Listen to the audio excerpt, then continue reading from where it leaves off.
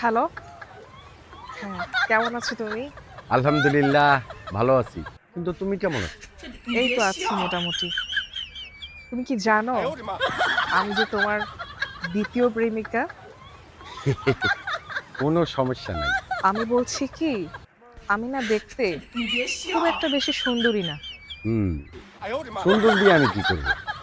আমি তো তোমার ভালোবাসি। শোনো, আমি কিন্তু বিবাহিত। তাতে আমার কোনো সমস্যা নেই। আমি ঠিক তোমার মেনে নিব। বলছিলাম কি, আমি না ২ বাচ্চার মা। মানে আমার না একটা ছেলে আর ছোট্ট কিউট একটা মেয়ে আছে। আচ্ছা, আপনি কি বিয়ে শাদী করেন নাই? মানে আপনার ঘরে বউ বাচ্চা নাই?